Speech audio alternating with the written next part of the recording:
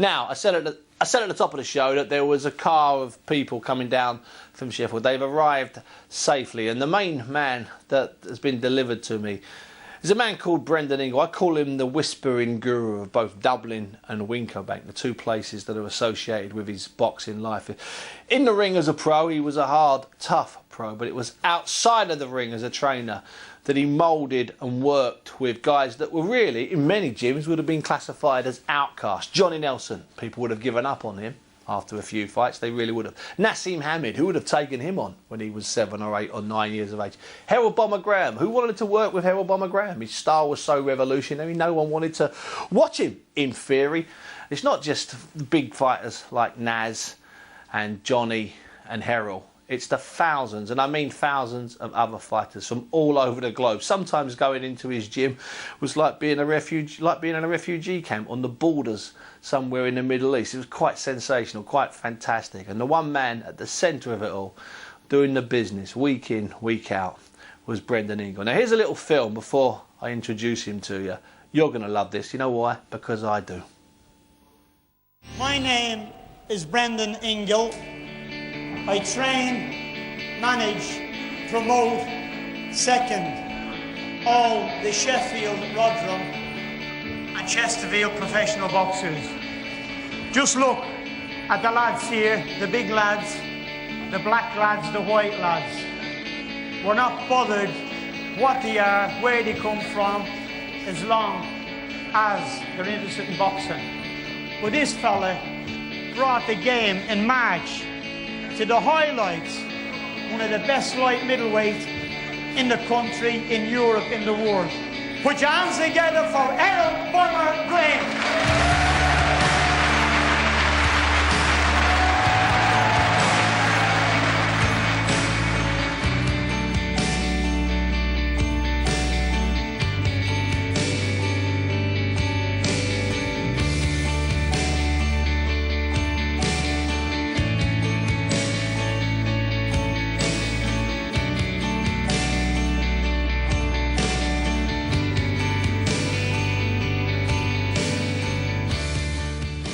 Time gone. Oh, I tell you what, where Brendan Ingle, as you said there, Bren, where has the time gone, man?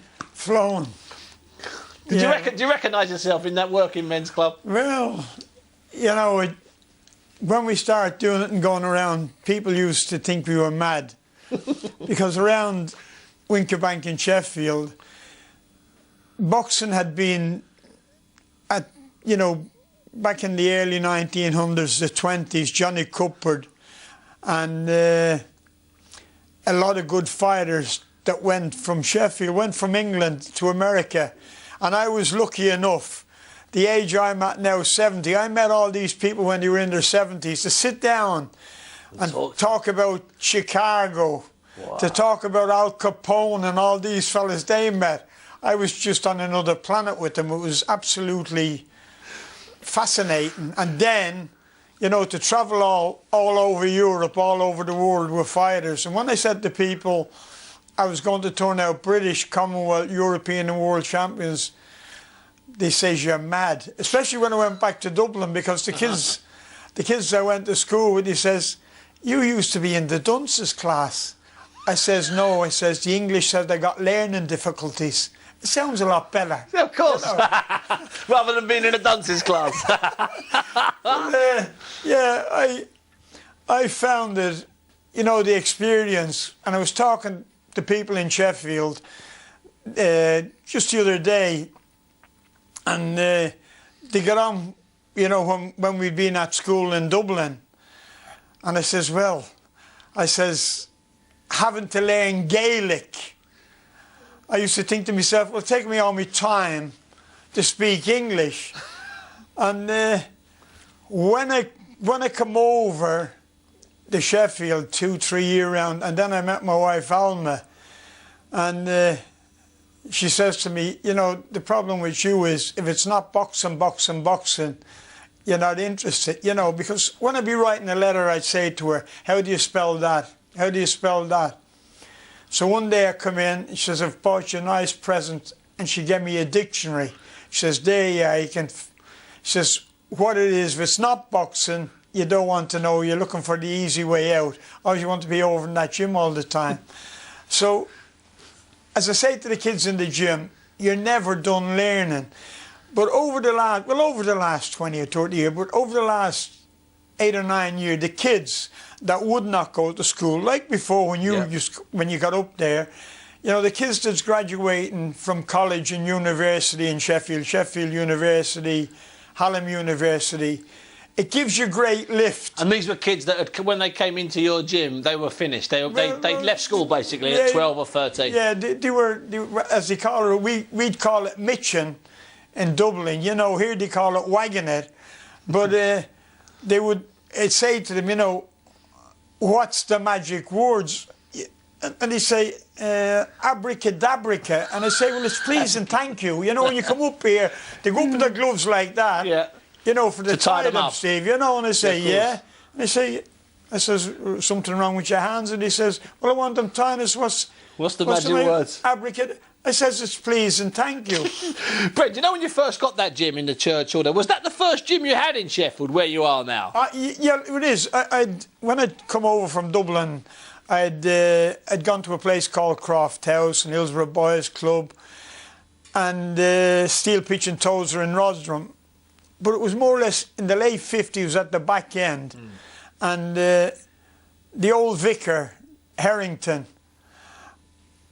he asked me, all the kids around Winkerbank, they had, like everywhere else, he had plenty of problems. So he gave me and my wife, Alma, you know, he says, there's the church hall, there was nothing in it, and it was falling down. So it was gutty, it was derelict as good as? Well, it was good as? Yeah, it wanted an awful lot of work done on it. But people around Sheffield and Rotherham, Sheffield, everybody, you know, went out to help, you know, getting RSJs and putting them across the gym. I was with the fella that made these spring-loaded swivels.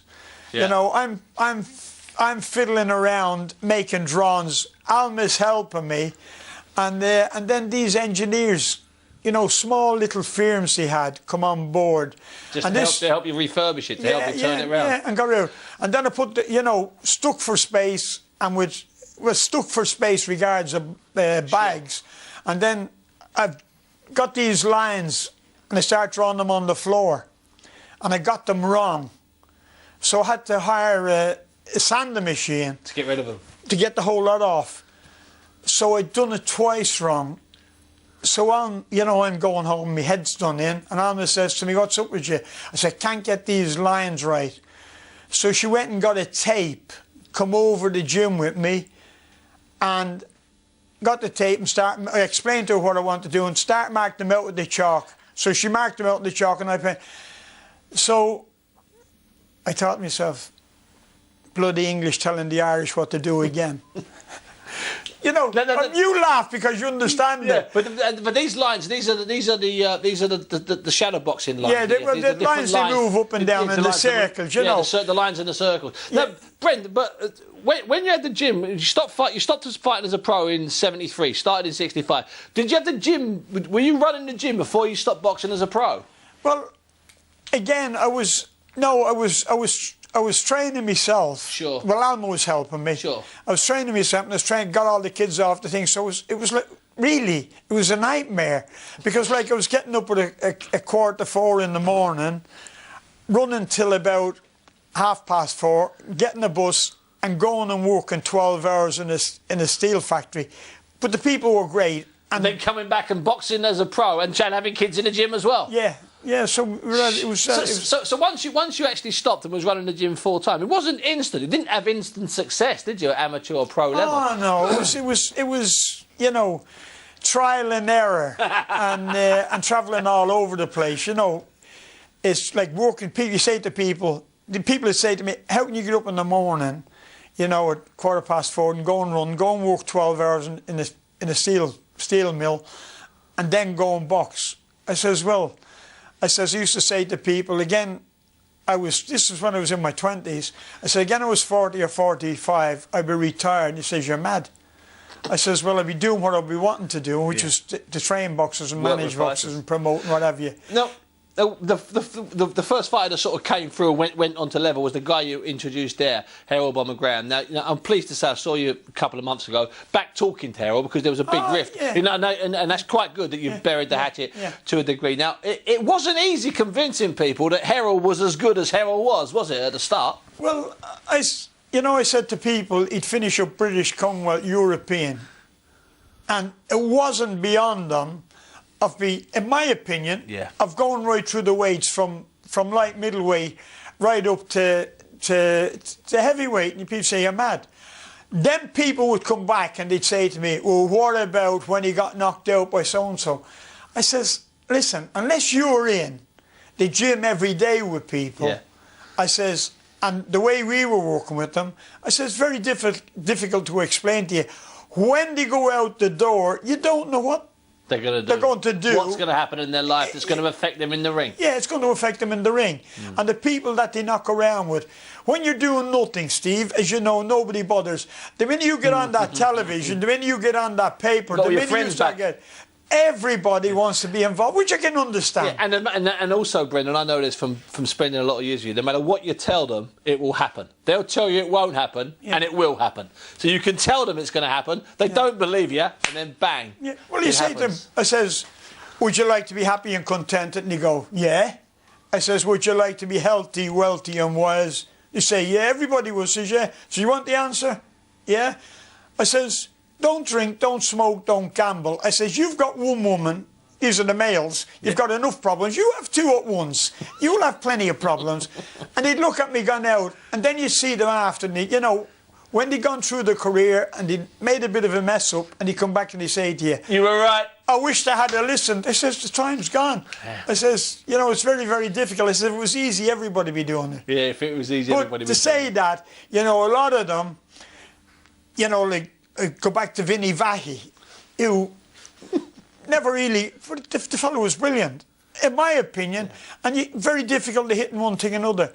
But when they go home and they knock around with their mates, and the mate says, you should be doing this, you should be getting that. The mates start whispering in the ear. Yeah. And as I say, when I said to them, well, I says, see that fella there? I says, Nazim Ahmed. I says, people say, well, he's got big ears, he's got a bit of a big... No, I says, he's going to become British, Commonwealth, European world champion. I says, he's going to make millions. Says, you're an idiot. I says, I might be. This is when he was 7 and 8, you're saying this? Yeah, I'm saying that. I says, he'll be... Because he only lived up the road. He was in the gym every day. You know. Twice Johnny a day. Nelson. They used to say to me about Johnny Nelson. Johnny Nelson, you know, he'd send the glass eye to sleep. Are you mad? Are you mad? I says, he's going to become an outstanding... fighter. You know, British, Commonwealth, you are world champion. I says, I don't gamble. I said, don't gamble. I says, you go and put £100 on. I says, you get 10,000 to 1. You know. Brent, as Naz was coming through, because obviously I was covering him at the time at boxing, and as he was coming through 11, 12, 13, 14, 15, were you even astonished at just how good he was? Were you surprised at how natural and how much power there was? Well, I'm being honest, Steve, with you. And people say, well, you're supposed to be honest all the time. But I'm being honest with you. The point is, if you go for there, you'll finish up there. I said to people, he's going to win everything. Yep. You know, he says, well, you never done nothing. You know, Pat Dwyer stopped you. I says, Pat Dwyer, I says, a tough fella. I says, I finished up. Ernie Fuzzy was looking after him. I says, I drove, I says, from Sheffield down to London, down to Southend, and they put me on at 11 o'clock at night. Yeah. I says, in his surrounds at his sporting club, basically. I said, I says, I was a good journeyman fighter, a decent journeyman. I says, I learned. I said, being out army like, but I learned, and I learned what to do and what not to do. Most important thing, as I says, you can give anyone is your time and your knowledge. Listen, Ben, we'll continue talking about Naz and then some of the more modern fighters and what you're up to at the moment. But got Brendan Ingle still with me in the studio. Brendan, still going strong. Your boys, obviously, Dominic and John, been doing increasingly more maybe over the last 15 years. I go in the gym twice a day, sometimes 3 times a day, but they do most of the work. I do a lot, but a lot of the kids that's coming through and developing them and helping out whatever way I can. And still packed with 7-year-olds through to 60-year-olds, basically. You know, Saturday, 8 o'clock, it's packed out, and people say to me, "How can you get 40 or 50 kids in from 7, 8 years of age up to 14 or 15?" I says, "If you make it enjoyable." And you're still making them sing and dance? Oh, they're still singing it. We're just on about it coming down, you know, and you turn around and say, "Stand up and fight until you hear the bell, trade blow for blow." And people are looking at you going out, you know, "I am just a poor boy and my story it is sad." And, you know, they listen to these and you get them singing. And like you're going around the schools still doing exhibitions and talks. In prisons, because you and I have been in prison together. We have, yeah. Well, again, still in prison? You're still going around the prisons. I mean, we got Big Richard. Yes. You know, and Towers. Yeah, the Towers. And, you know, fellas like him. And people say, you know, the people you have in there, I says, listen, once people have done a crime or trouble they've been in, once they've done it and done their time, I said, it's all about rehabilitation and getting them to do something constructive with their life. Have you taken Richard back into prison? Is he allowed to go back into prison? Yeah, we were over near Liverpool, Manchester a few months ago. And a lot that had disappeared around their area, were there. They're all in there. And, you know, I looked around and I thought to myself, I can't believe it. And it made their day. And, you know, people say, "Why do you still go?" I says, well, I find it interesting. I says, and hopefully, I says, £2 a week to keep them in nick, and it's a lot more for others. Yeah, I say, if you can just get something into their head that they keep out of bother, I says, everybody benefits. Hey, so you're still enjoying it as much as you were 20, 30, 40 years ago? There isn't enough hours, Steve, you know, in a day to do what I'm doing, and I still enjoy it. But my wife, Alma's very, very tolerant with me, you know. Every morning, an hour, I go down to Meadowhall and see people around there and do whatever shopping we've got to do, and then come back, you know. And then she comes in the gym. But Dominic and John more or less run everything. But excuse this expression to the people that's watching is, all the nutcases and headbangers, which be politically incorrect now. Who cares? You know, they come in and, you know, you're getting them singing, say, "What have I got to sing for?" I says, well, I want to see if you can sing. And they start, like as I say, they start, well, like what I say, sing anything. Just make a go of it. And they make an effort and they get a smile on their face. That's it, you've done it. And then you've got a chance with them. You know what, Brendan, it's been an absolute pleasure having you in, talking and reminiscing. On Friday we were at a show at the Troxy. Stephen Smith was top of the bill and put in a good performance. There was lots of fun stuff. Dillian White looked fantastic. But there was one guy on the undercard who pulled off a shock. Now, he's a fighter that Brendan would love. Now, before we go to the adverts, have a little look at this guy. I love him. He was born in Uganda, raised in America, and he's based in Belfast. Moses Matugu. Enjoy this, because I know I will, and I know Brendan will. See you in a second.